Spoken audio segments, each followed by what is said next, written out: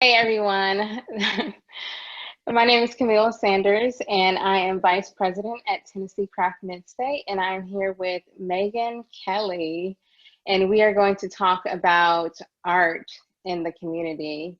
So I'm going to do a few announcements and then we'll get started. First announcement, I do want to say thank you to everyone that donated to our micro grant fundraiser. We raised $1,000 total. And that is going to help to fund 10 micro grants of $100 each for our members. So the applications now are open for that. So if you're interested in that opportunity, there's more information on our social channels and also on TennesseeCraftMidstate.org is where the application is. There's also an opportunity for a $250 scholarship for professional development for our state chapter, and that information is on TennesseeCraft.org. And if you're not a member, you can always become a member. There's no time frame for the funding for these things. So if you're not a member, you can become a member and apply for some of these programs. So without further ado, Megan Kelley, thank you for joining us. I am going to read part of your bio, not the whole thing, because you've done so many different things, and that's why I'm so excited to talk with you today. So just to start off, Megan Kelley's career includes a diverse and thorough approach to the arts, inviting others into collaboration, curiosity, and cross-pollination. Kelley helps create immersive, interactive spaces for dialogue, design thinking, and connection. Kelley's civic and social practice work focuses on sustainability for artists at all levels through creative placemaking, civic consulting, community development, advocacy, equitable access, and mentorship, with a focus on building and activating creative community workspaces. They are a graduate of the Learning Lab, the Racial Equity in Arts Leadership Institute, and Vanderbilt's Leading Innovation in Arts and Culture, and a member of the Metro Nashville Committee for Anti-Racism and Racial Equity. So that's only part of the story. So I'm sure we'll get into some of the other projects and things that you've done and that you're working on. So Megan, if I left anything out, feel free to fill in the blanks. But just to get started, can you tell us some about your own personal artwork and kind of that journey you've had as an artist? Yeah, so first off, thank you for having me here tonight. It's really nice to virtually get to talk to all of you all and kind of share a little bit about where I've been, kind of where I've come from. I think there's the stereotype of the artist always, in some sense, being an artist, like always having creative thoughts or having creative energies. I was always very interested in storytelling and in the transmission of stories and ideas, even from a very young age. So, I was always the person who would happily play by themselves in the woods and imagine a huge storyline. I remember I submitted you had to write a short story in the 4th grade, and I spent weeks typing it on the computer and building this elaborate world that I eventually had to edit down, and spending history classes just drawing comics about the stories in history as opposed to just taking notes. So it's always very much been to me a way of processing the world and of finding my own ways of making sense within the world. Taking in information and kind of moving through it to find where my place was, and then also ways to bring other people into those stories.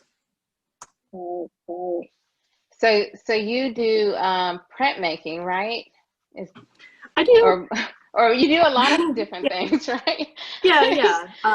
printmaking is definitely a large vehicle into the type of work that I make. What I like about printmaking is that I believe very firmly that print has been and continues to be the voice of the people, and it's the power of the people. Printmaking allows people to make multiples of messages and to disperse those in relatively effective ways. You know, of course, there's always like the flyer, you know, and like the banner, and the poster and the sign and the pamphlet. And I'm very intrigued in the ways in which printmaking allows that creation of multiples to begin to ask other people to participate in systems of belief, and in ways of engaging. So I do use printmaking quite a bit, though it is one facet of the gym that I would like to think is my studio practice, which is sometimes a rock, but I like to think of it as a gym. It's in there somewhere. Yeah, and you know, I never thought about printmaking like that because I've done that before, but it is that one, because when you make a painting, you are, you know, it's just that one painting per se, but when you're printmaking, you always make multiples, you know, so yeah, that's really neat. Yeah, so tell us, what are some of your favorite projects that you've worked on? Yeah, so I guess some of my favorite projects, I think probably the project that is really still at the heart of what I do and what I think and where my brain literally lives most of the time is the Inbound Lands. And the Inbound Lands is a transmedia narrative. It's a speculative fiction. And it's specifically looking through Matisse's like futurist lens. So looking at how I, as a mixed person of color, navigate the world and the things that I carry with me through that world. And, you know, what started out as a very personal project quickly became a very collaborative project that invited a lot of other voices and people into it. And it became about collectively envisioning an alternate timeline, a different way of being, a place that we wanted to be in and we wanted to see ourselves in.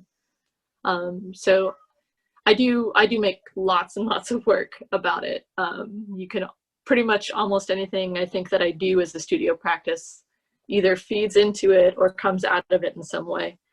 But it also is a really wonderful space where I get to share that world with a bunch of other talented artists and composers and game designers and creators and writers and park rangers and, you know, all kinds of people who have their own expertise and their own narrative that they want to share, that they, when they think about the world that they want to be in, that they want to make sure it's a part of. So yeah, I would say that that's probably my favorite. It's definitely the place I spend most of my brain power. But yeah, you can check out that world if you go to heretherebe.com, like Here There Be Monsters, but just Here There Be. And there's also a wiki for the world on World Anvil, which allows people to access information about the world when they're building their own collaborative pieces of it. I think of it as a sense of, Yeah. like, I'm not the creator of the world, I'm the keynote speaker at the conference, and there are plenty of other people who are presenting on topics that they are just as much of an expert on. So it's the kind of thing I always am excited to like collaborate and explore with people. Yeah, so how does it work? Like, can you give me an example of like how someone participated? Yeah, so I think probably the most delicious example was I worked with a coffee roaster who was interested in the world. And so we actually, we did a series of interviews where we talked about like himself and like what he was envisioning, and also talking about like what it takes to actually grow coffee. He was raised in Africa, so he had very firsthand experience with it, and we built part of the terrain based off of his experiences. And so after building that whole section of this world, we introduced a whole kind of culture into it that was around that production of the coffee within the world. And then he actually produced a blend of coffee that would have been the kind of coffee that would have come out of that part of the world. So it was, you could literally, for about 2 years, you could order a bag of coffee that was this blend, and drink coffee while you're exploring the game world. Other thing that virtual, right? Is it so virtual? well, so there is an online game that I would consider to be one bridge into the world. I also do performance art or installation art, where I bring that world into what I call the outbound world, which is our world. And so people can participate and engage and go within those spaces. I've had people show up in costume. I've had people like come in character. I've had really like people who had never been exposed to the world before really find a place within it through inhabiting one of those spaces. So yeah, there's this kind of blurry line where people can kind of engage both virtually, but then also in real ways. Oh, that's great. So yeah, so a lot of your art has to deal with like community, you know, it's really community focused. Can you tell us more about some of the projects that you have worked on within the community? Yeah, so definitely community and community aspect is a big push within my work. I feel that where I have space to be able to show up, it's always more interesting to me when other people are engaged in the world with me. That dialogue, that creative dialogue that starts to happen is really valuable and really exciting. So in terms of a community, like different community projects, I think one of the pieces I was excited by just a few years back was a community-focused piece where I asked people to donate aspects like fabrics. You know, and it could be like I got sheets, I got curtains, I got shirts, I got, you know, quilt pieces, I got all kinds of things. And we tore the fabric into strips, and we put the strips out in the gallery for people to write words of advice to future generations, the things that they wanted to pass on.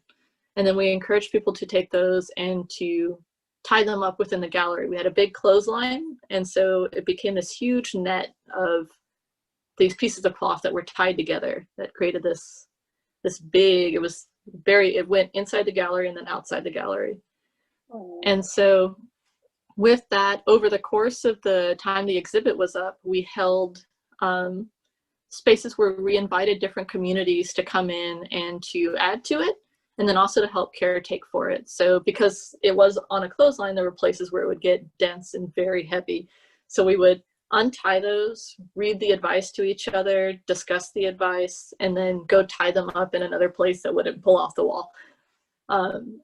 And so we did that over the couple of months. And then at the very end of it, we untied everything. We did the same sort of thing as a disassembly. We untied, we just read them out, we discussed what we thought about them, and then we put them into baskets, and those baskets went out into the community for people to actually incorporate those into quilting projects.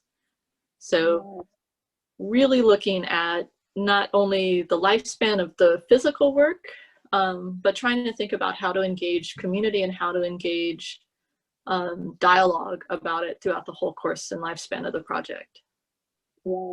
Yeah. I think that's so interesting how art can tie the community together. It kind of has that power to do that like nothing else does, you know? Mm-hmm. It's not like you're getting people and you're putting them in a room, like they're actually doing this project together and they're learning from each other.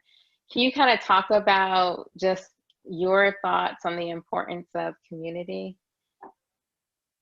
Yeah, I mean, I feel that community it's incredibly valuable to where we are, especially where we are today, because it is a sort of thing that it is about learning how to get along with people and how to inhabit a courageous space with people to grow, to become something stronger and better together, in a way that is not easy and is sometimes uncomfortable, but is really a transformative place to be. And it's really about engaging when you enter in that kind of transformative space with somebody. It is about accepting them not only like where they are, but agreeing to be present with them to where they can be and, you know, where they're going.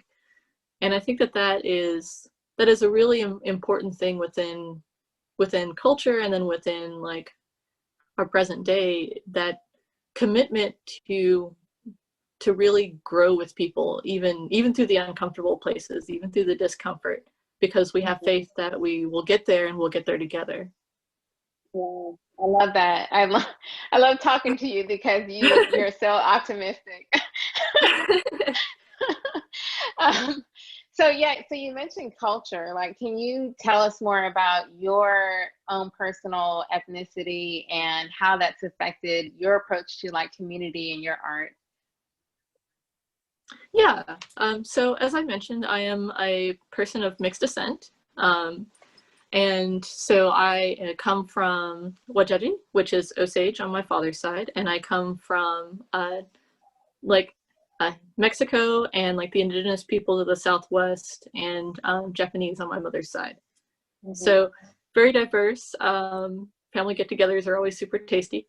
But a lot of it is about thinking about our, like, as a person who navigates many different worlds, I think that deeply has affected my approach, not just to thinking about community, but also thinking about engagement. Navigating that space is about kind of finding the common grounds and the commonalities.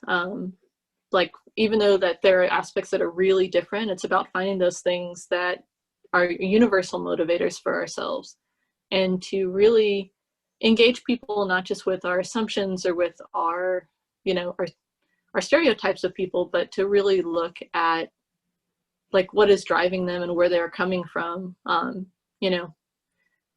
That a lot of times it's things kind of come up because of things we all can understand, like fear and, self-doubt, and, struggling with things that we've gone through, or that we've been through, or that we've been handed down through the generations for us.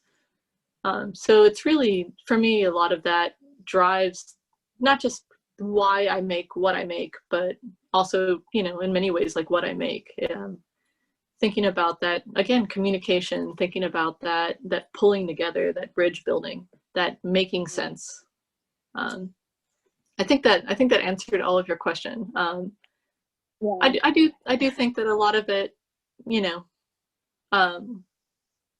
there is like a probably a unifying theme of community, with, not to be too blanket with those statements, and I can only ever speak for myself and my own experiences as a person of mixed background. But there is, I think, aspects of solidarity, and there's aspects of like agreeing to participate in something that is larger than yourself, and of how that pulls us together and how that moves us forward, in the ways that we show up, and then also the understanding that we don't show up as monolithic culture. Like, Hispanics are not just one culture. Even Mexico is not just one culture. Native Americans are not just one culture. Like, it's very broad, and so it is a balance of showing up, together, and then also identifying and respecting and honoring the differences that we bring in.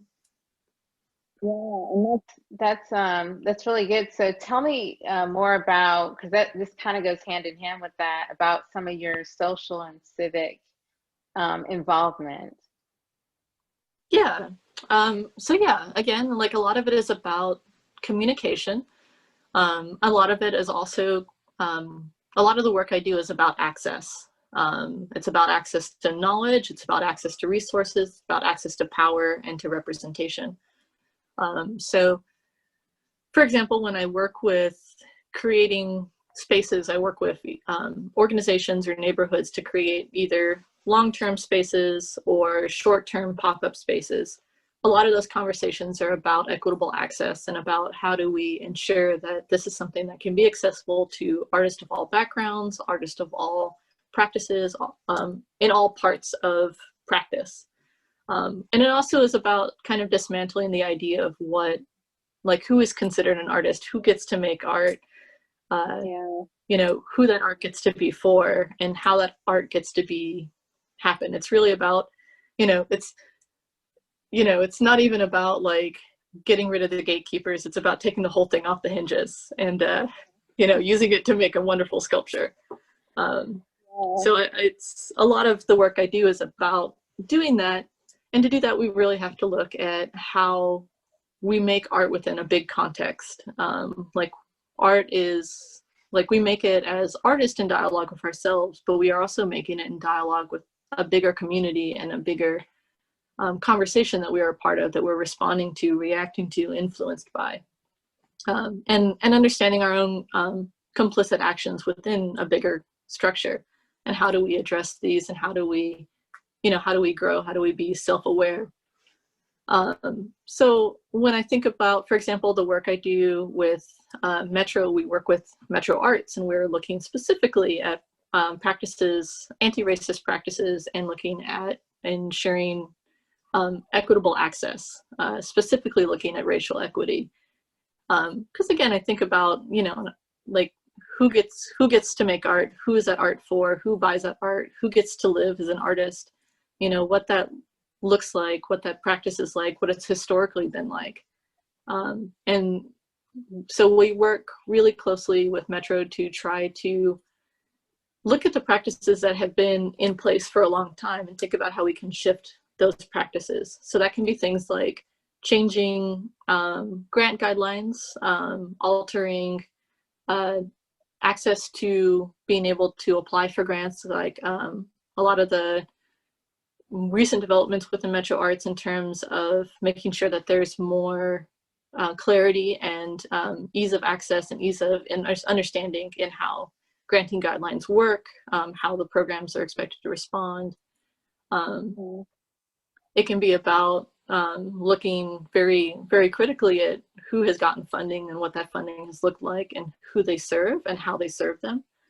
And a lot of it too is just doing the group work of making sure that conversation happens and that there is active connection between different groups, and active conversation, and that the spaces of trust can be built or can be repaired. Yeah, so let's dig into that a little bit. You talked about who is labeled as an artist and who gets to interact with this art, and how do we define art? Like, can you talk a little bit deeper or more into just, what is art? What are your thoughts around that? Yeah.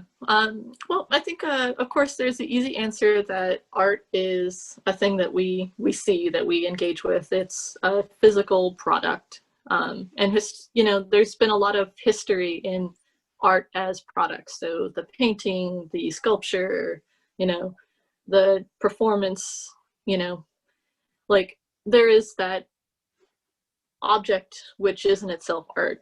But to me, like, to stop there is really to limit ourselves not only in what art is, but what art can be. And especially as we see the world shift in terms of technology, in terms of what's available, like that concept of art really needs to be more broad and needs to be more active and engaged. So when I think about art, I think, of course, about process. So I think about and that includes, time-based media, that includes work that is designed to have a limited lifespan, that starts to involve especially craft. When you think about the history of craft and the relationship to a craft process that an artisan must have in order to be able to produce a piece of art within a craft medium. When you buy the basket, you're not buying the basket, you're buying years and years and years of experience to make this incredibly beautiful, functional thing. I also think too about the ways that art appears in terms of influence and impact. And so I think very much about art as a movement for activism, for activating a community, for engaging a community, for creating facilitation, for creating dialogue.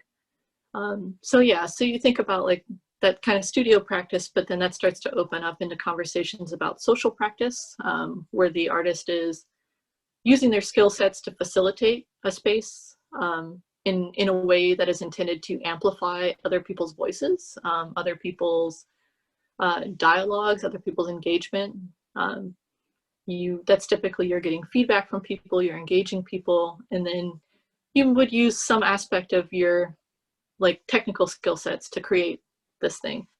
But then when you start thinking about art, like, and what art is and how art exists, a lot of that too starts to become, when you start moving into the civic practice, that starts being you as the artist and your skill sets, like your technical skill sets are more subdued, but you start to engage the conceptual skill sets that really is, you know, what allows us to make anything with anything. And that's that resourcefulness, that's that critical analysis, that's that adaptable thinking, that is that our ability to listen and really hear what's being unsaid and being able to reflect that back in a way that people can feel in a very personal way. So when you start to think about those things, you start to get this holistic picture of what art is, about this product, this process, this impact, and about how we engage that. When you start to get into that, then you start to really see how we do that in a large part of our lives. Like, we do live our lives, and even people who are like, I'm not creative, I'm not an artist, like, we live those characteristics, we live that thinking, we live that feeling in very deep ways. So yeah, like I said, it's not just even removing the gatekeeping, it's getting rid of the whole fence. So yeah. And so you believe that you know, people are creative in a certain way, like everyone is. That's just part of being human. yeah, I'm putting words in your mouth, but no, that is. I think to be human is about expression, and that is like the fundamental drive. I do, you know, I preface this in the sense, like, you know, I think that it also is about, art is about a sustained engagement of asking questions of yourself and of your practice and of your impact and of your influence. You know, it's more than just making, again, it's not making just a product, it's about really living a fullness of choosing to engage in the world in a very critical and proactive kind of way, making a choice to really be a part of something.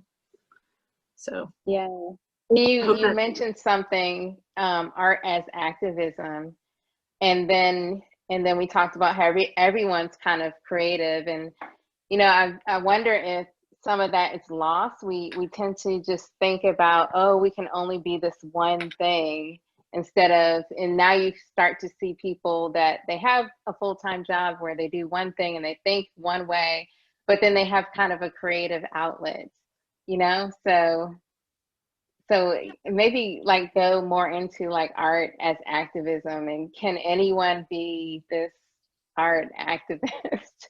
Or what does that even look like? Because when we think of activism, we think of, you know, people in the streets protesting and things like that. So how does that even look? yeah, so I will say, let's see, trying to pull all of my thoughts together. All right. So I think when I think about the idea of art as activism, I think about truly effective activism. To me, is not necessarily about shouting your message at somebody else. Like, really, it's about having a relationship with somebody in a way that they can begin to connect and begin to understand. Because no one has ever changed by being made to feel defensive. The moment that somebody feels defensive, they mentally are shutting down to what you're saying. It's a human survival tactic. It's not a personal thing. So when I think about art activism, I think about the ways in which we can build those bridges, and that we can really focus and engage that empathy. That is such a key foundation for artists, and is, I think, one of our strongest strengths and skill sets. That when we take the time to build that trust, to build that empathy, and to be able to express and again connect to like these deeper motivations that frame our understanding of the world. That is how we can kind of pull in, and we can kind of like, we can all be activists within art. And I do think like producing that physical product of art allows us a unique gateway to do that. It can allow us this thing that we see and we respond to on a very visceral level, a very instinctual level, a very intuitive level. And again, artists to me is about answering questions or asking questions. And once we start to ask questions of ourselves, and we start to investigate in ourselves, it's like taking a tent out of a bag. Like your mind is never going to fit back in that same space that it used to be in. It's always unfolding. So it's, to me, like that is the most hopeful thing, is that as we continue to hold space and make space for this investigation, like we are continuously expanding. Yeah, and you said such a key word, empathy. And it is hard to have these opposing forces and convince each other, but art has a way to connect people and to have people ask those questions or think, and to kind of get closer to being more empathetic. So you had mentioned that art is an ecosystem, or you see art as an ecosystem. Was that kind of what you were talking about before? Yeah, so definitely like art is an ecosystem. And when I talk about my work within the arts ecosystem, that's the term I use. Because again, I recognize and acknowledge that as we create our work, we don't create it in a vacuum. We create it in response to and influenced by the context of the world around us. So that's how we perceive the world, how we engage with the world, the things we've come up against in the world, the things we want to achieve in the world. And also to really think about the kind of the intersectionality of a lot of the ways that we engage just with the world in general. Like we're never just engaging as like one particular thing. We have all these different aspects that come to us and that are part of what we bring into it. So when I think about the arts, I think about that ecosystem. I think about, again, the questions of who gets to make art, what kind of art is made, what kind of art is art.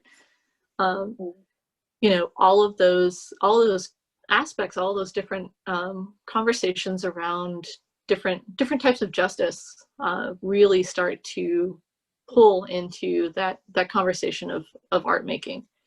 And that artists have a really unique space as caretakers within that ecosystem to engage it. I also think very literally about the ecosystem of art. We're thinking again of like influence and impact. The idea that all of our materials come from somewhere, that we make work that has historically belonged to typically other people, and that the things that we make as artists, unless we're specifically thinking of them not lasting, which is a totally valid form of making, but we're generally speaking thinking of them as lasting for a really long time. So like the lifespan of that art and how it lives, and the materials that we use and the impact they have on the environment, like a very, very physical ecosystem as well as a conceptual one. Yeah, I think that's such a good point, because for some reason I never really think about art like the different materials that you choose, and it's all connected to the earth. It's all connected to, the materials. It's not just something you buy in an art store, Yeah, things have lived and exist before they get to us, and they continue to live and exist after they leave us. So to me, it's very important to think about our role within that cycle and that circle. I look a lot at reclaimed materials when I am making something, or I think a lot about sourcing them in different ways, or how to source them in a way that is equitable, that is responsible. and how to dispose of those things in similar ways. Yeah, yeah. So that's a whole nother thing about how to be sustainable, Yeah. a sustainable artist, right? Mm-hmm. Yeah. And do you work with people on that?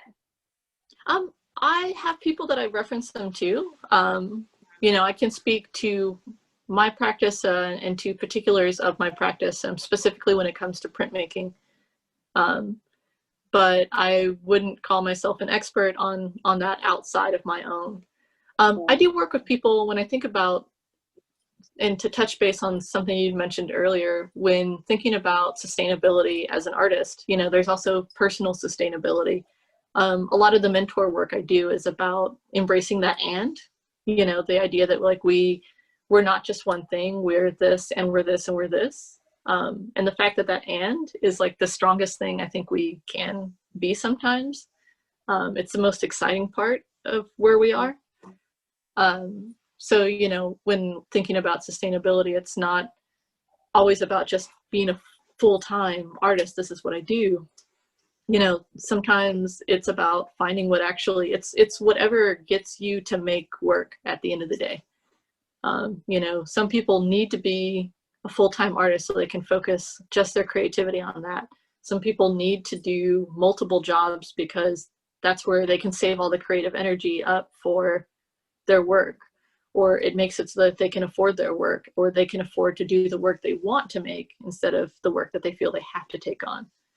Some people need to not do anything creative for a day job because otherwise, like, all their creativity goes there and they don't make work. So it's like it doesn't matter as long as you make work. Like that's what makes you an artist. Yeah. Yeah, and I think it's always good to have that creative outlet in some way. So we kind of talked about, you mentioned justice, and we talked about like just our relationship to different art materials and just sustainability and the relationship to the land. Can you talk a little bit, because we're talking about culture, can you talk a little bit about land acknowledgements and the importance of that? Yeah. So I do want to take a moment to fully acknowledge that for those of us who are living in Middle Tennessee, we are living and we are working on the lands of the peoples of the East Cherokee, of the Shawnee, and of the Soyaha. So if you are interested in learning more about that, you can definitely look them up. You can also check out, there is a land acknowledgement tool online if you search for native lands, and that can help you identify what the historical context of the land that you've lived and worked on, who that has historically belonged to. To me, like, those are really important, you know, not just because I'm Native, but because it is important for us, I believe, to really be conscious of the people who've been here on the land before us, and to be conscious of the cycles that we are participating in. The fact that we have been affected by and are affecting aspects of colonialism, and to be really conscious of the effect that has had on different peoples. You know, again, like, you know, I'm not, like, my people traditionally are not from here, and so I have to recognize that for myself. Like, I don't get a get out of jail free card or anything. Like, I also too am participating in a system that has historically oppressed people and continues to oppress people. I think it's important for us to acknowledge, not just because of the idea that those people, like, we're still here, like we're still around. You know, we're not gone, we're not, you know, primitive, we're not, like, you know, extinct. Like, we're still here, we're still active within the world. But also to really, by acknowledging a system, we can begin to investigate the system. We can begin to shift that system to better change and begin to really think about how we show up within it. again, it's that idea that your mind is unfolding to a new space, to a new way of being. So I do think that it is something that's very important. I do think it's very important that it be done genuinely. So I highly encourage people not just to make land acknowledgements, but to really, again, consider where we are active within these cycles, and to really think about how we can step outside of them and we can shift them. In what ways are we doing this and being conscious of this and engaging outside of just in a land acknowledgement? Or, you know, basically, like, how do we show up? How do we want to show up? Like, who do we want to be at the end of the day? And who do we want people to think, like, to think of us? Like, how do we want to show up in our community and our community to remember us? Yeah. That's so important. You know, like you talk about acknowledgement, and just thinking about Breonna Taylor and that whole, you know, situation. Yeah. And, you know, talk about the system that we're in. And I think that now more than ever, people are starting to realize that we can't necessarily, like, the system isn't working. You know, Yeah. we have to start thinking about things in a totally different way. Like you referenced earlier, like taking things off the hinges, like totally, you know, not thinking about it in the colonized systems that we have been thinking. Yeah. It's definitely, like, I think we are in a really important place of transformation. And I think that we can make it real transformational change, not just transactional change. I think we not only have a responsibility to, but like we have to, like we have to figure out something better. I think it's obvious, no matter what side, you know, like what side of the circle you're standing on, we can look and we can recognize that there's something that is kind of deeply rotten, and that is not working, that needs to be fixed. And the only way that we can do that is to come together and to figure out what that change needs to be. And again, I think that's where artists have a really unique and really essential capacity for that, because it is about that empathy skill. It's about that being able to listen and really, really hear what is being said and what is being spoken, and to be able to translate that for other people. Because yeah, it does us very little good to just sit and shout at each other from opposite sides of the room, you know, about the fact that the roof is leaking. Like, at some point we have to get out there and actually, like, take the roof off. You know, and, you know, if we're trying to raise a whole brand new house because the house is too water damaged, that's a big job. Like, we're going to need everybody to be able to pull that together, because at the end of the day, we all have to live together in that house. So. Right.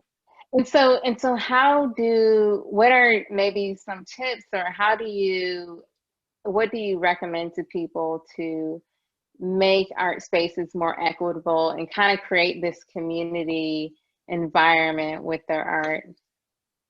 Yeah. So I think, again, like, the empathy and the listening. And a big part of that is that a part of listening is being able to shut up, and being able to really hold space for what the other person is saying. And if we're going to do that, the first thing we need to do is make sure that we're actually talking to the people that we want to see within space. The last thing we need to do is assume that we know what somebody needs, or that somebody wants. And when we build arts organizations, when we build spaces, we are by nature agreeing to invite a community in and to caretake for that community. So to do that, we really need to find ways to empower that community to be able to speak for themselves and to be able to advocate for themselves as to what it looks like, what they want, what they need. And so as we do that, as we bring people into these spaces, you know, it's about having people have real space at the table.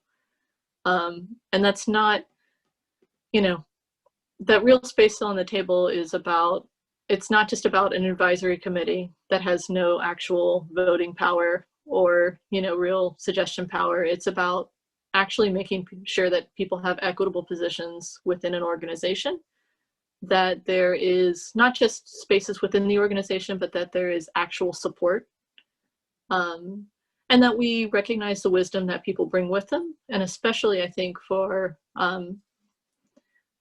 engaging with like BIPOC communities in what has historically been a white system, to recognize that experience doesn't always look like lines on paper, that to really recognize the experience that people bring with them and be able to like hear that and engage that without necessarily having it be tied to a degree or have it be tied to a, you know, a particular framework of position.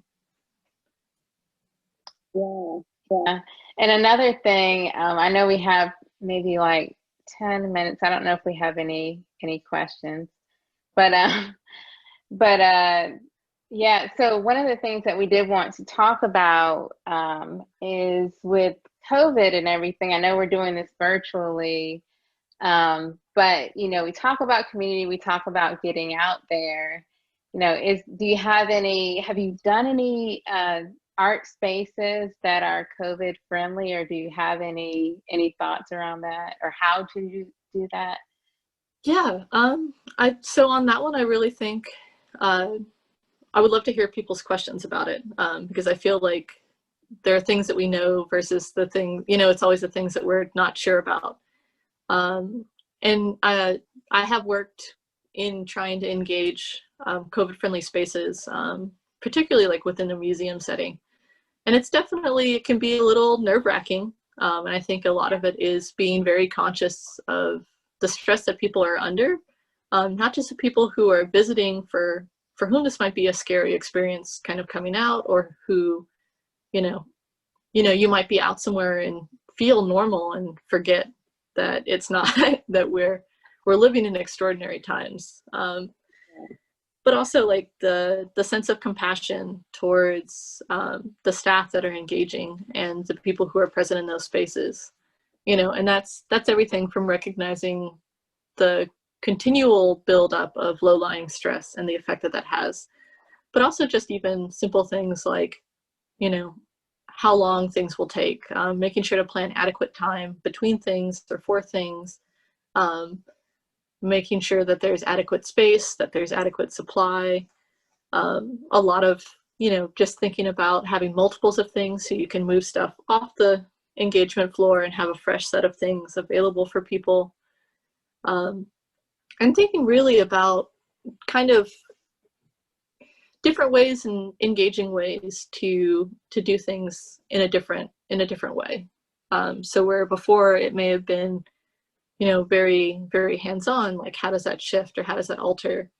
And if you're doing something that is like a collaborative, interactive installation, like how you're thinking about things need to shift and change. And really it's about giving yourself adequate time to like figure out those logistics and to plan and to put it towards a variety of people and see what would, you know, be like, I want to do this. This is what I'm thinking.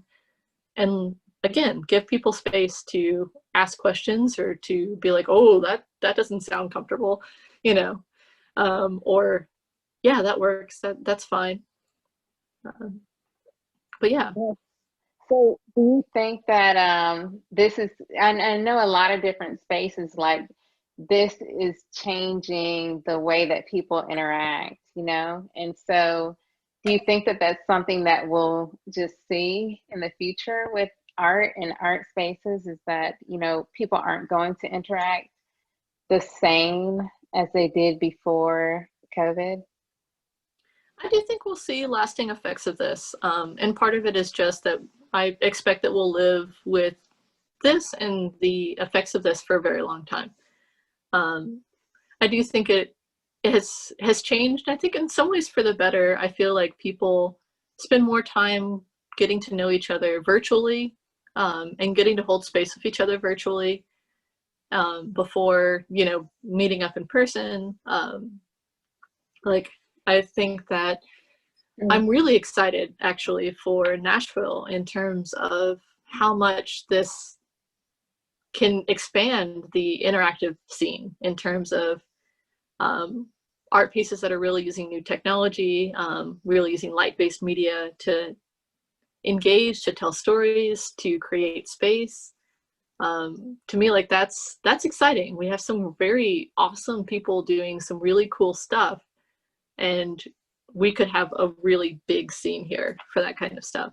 And to me, like that's the exciting part, is like, you know, not thinking about the doors that it's closed, but to think about like all the doors that it's can open for us. And like, yeah, so I think that's a good point, is that we're getting creative, and so that's kind of a, how can you think outside of this box, that what art kind of has always been, and what, I mean, like the sky's the limit, right? oh yeah. Well, I mean, Yeah. you know, the biggest tools that an artist has in their toolkit isn't their paintbrush or their chisel, or, you know, like it's their resourcefulness, it's their adaptiveness, it's that creativity, it's that empathy. It's that ability to be responsive. A friend of mine and I were talking, and, you know, and we were like, you know, right now, like the word is pivot. You know, the trendy word is we have to pivot this, we have to pivot that. It's like, we're artists. We've been pivoting for so long. We have a whole art form around it. It's called dance. Like, we're good at this. Like, we have an amazing capacity. So so do I'm you have excited. do you have any like inspiring words of, you know, how you see the future for artists, or how people, you know, I think this is kind of a heavy moment with the election coming up, with, you know, Black Lives Matter, like all these different things bubbling up at once. Do you have any like inspiring words? I mean, again, I think like we have all the tools in our toolbox that we need to navigate through this time. And I feel that artists more than anybody are equipped to be able to move through this. You know, I think that there's such power in it. And the wonderful thing is that as we begin to unpack and unfold and, you know, really transform the idea of art and the role that art is and how art operates in our life and like all that comes around it, we are continuously empowering more people to engage in artistic ways, in creative thinking, in creative acting, in creative engaging. And to me, like that is, again, that's the most exciting thing, is that we're creating a whole more group of people who have this creative leadership within them. And to me, like that is such an exciting place to be. Like we're seeing more people feel empowered to speak up and show up in a way that has already transformed so much and will continue to do that. And that's exciting. Like we get to be a part of that. You're right. So what do you have coming up? I know tomorrow, right? You will be doing creative mornings early in the morning tomorrow. Yeah. I will And have that is big cup of coffee. yes. Yeah. So that is, the theme is spectrum, right? So, Do you have any like insight into what that topic is about? yeah. So really kind of diving even a little bit deeper into the spectrum of art making and of creative thought, and of how that shows up in community. I'll be talking a little bit more deeply about the Inbound Lands project and kind of, you know, the way that engages a spectrum of different art materials and art making and ways of telling story, not just individually, but collectively. Let's see, other things in terms of coming up. Next week. Arts and Business Council, Creative Yeah, Exchange, I'll right? be speaking there, and I'll be speaking specifically about kind of advice with nonprofits. So thinking about like all the way from founding to a dissolution process, like different aspects of what actually the realities of running an arts nonprofit and things to kind of think about and participate or engage or prepare for. Let's see. Oh man, I try to keep a fairly good calendar of different engagements or events that are coming up on my website at studioomnivorous.com. I also have time on there, a little space where people can actually book time with me. Like, I love to talk to people. Obviously, I love to talk. If you ever want to work through something, or just brainstorm, or just have a cup of coffee and talk about post-apocalyptic novels, or movies, or natural dying, or anything, like, I'm usually pretty up for that. I like talking to people. I really value those one-on-one relationships you get to have. So everyone go to your website is what again? It's a studioomnivorous.com. Okay. Studio omnivorous. There's only one O. Think of it as a big eye, or perhaps a very hungry mouth, or a very listening ear, or a very open mind. Yeah, feel free to say hello. Sorry, that was my alarm. For my cat. Yeah, we're right on time now. Yeah, so I will let you go and get some sleep because you have to get up early tomorrow morning. So thanks everyone. This will be posted on our Facebook at Tennessee Craft. And thank you, Megan. Thank you so much for having me. It's been a real pleasure. So